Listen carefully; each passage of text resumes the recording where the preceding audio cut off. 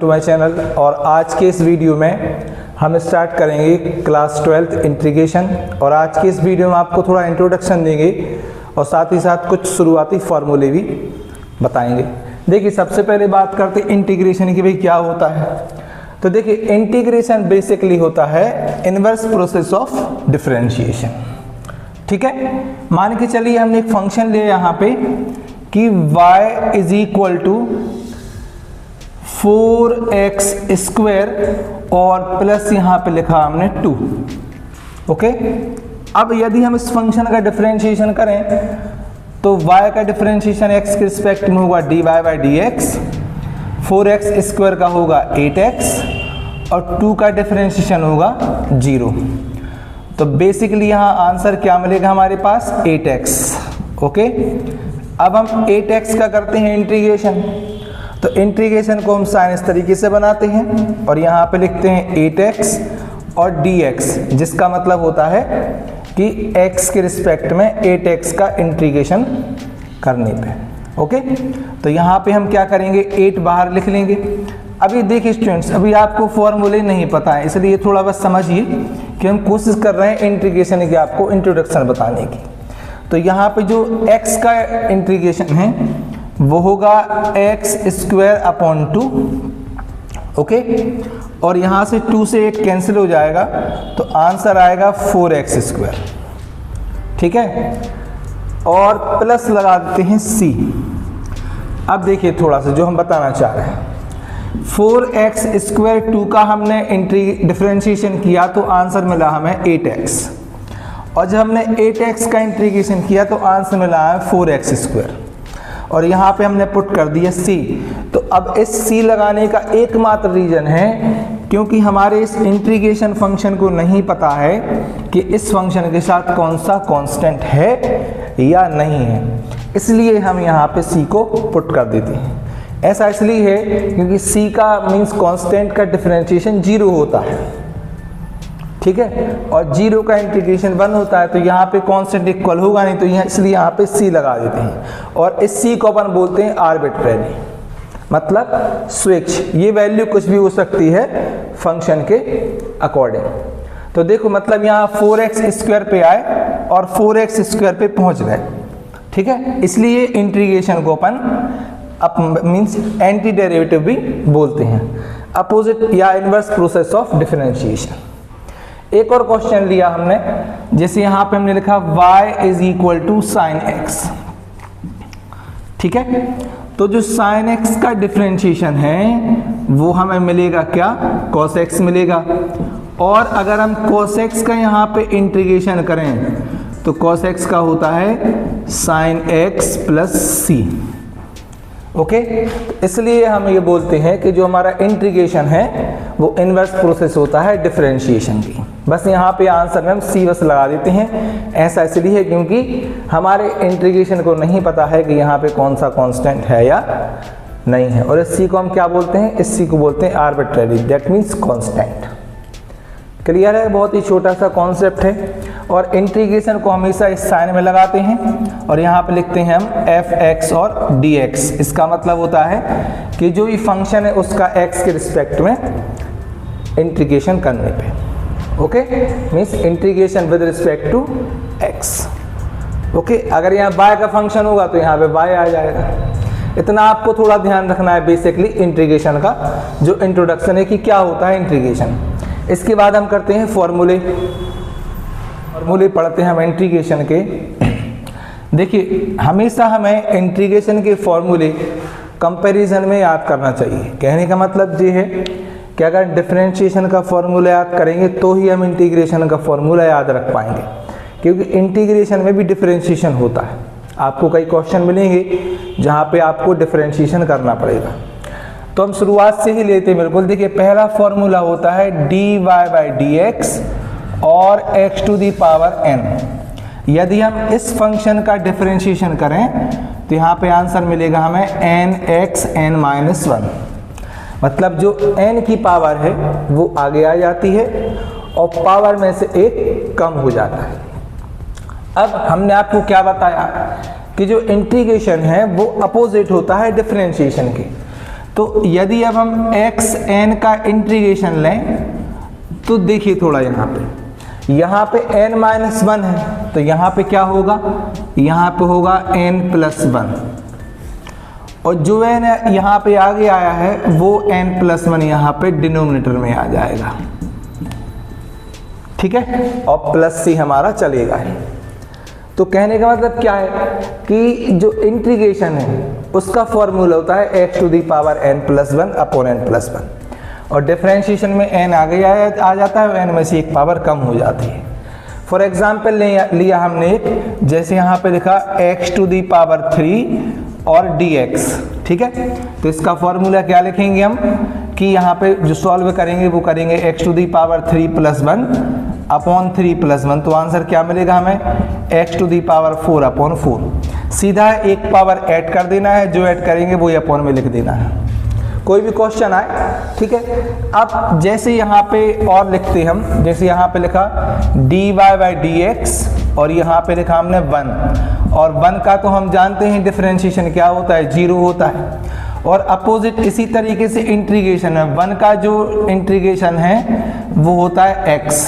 अभी भाई x कैसे होता है, ठीक है, वो भी देखते हैं। देखिए यहाँ पे लिखा हमने सबसे पहले 1 dx, ठीक है, 1 की जो वैल्यू है वो होती है यहाँ पे x टू दी पावर 0 और dx। अब फॉर्मूले से क्या होगा, अब फॉर्मूले से यहाँ पे जो फॉर्मूला लगेगा वो क्या लगेगा, 0 प्लस 1 अपॉन 0 प्लस 1।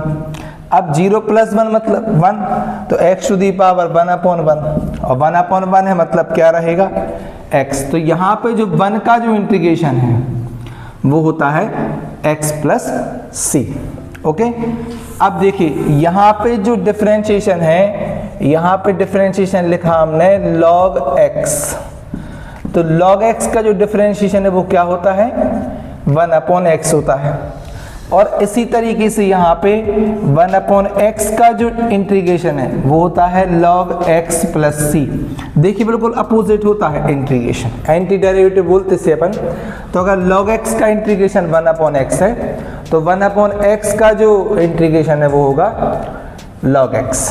अब देखिए dy बाई dx, ex का जो डिफरेंशिएशन है वो ex ही होता है, इसी तरीके से इंटीग्रेशन भी ex का इंटीग्रेशन ex ही होता है, ओके। अब हम बात करते हैं एक और फंक्शन की, यहाँ पे d ऑफ dx और a to the power x, और a to the power x का जो डिफरेंशिएशन होता है वो होता है a to the power x और log e a। लेकिन यदि हम a to the power x का इंटीग्रेशन करते हैं तो यहाँ पे जो log e a इनटू में है वो अपॉन में आ जाता है इंटीग्रेशन में, तो यहाँ पे क्या बनेगा हमारे पास a to the power x upon log e a, और प्लस क्या लिखेंगे c, ठीक है।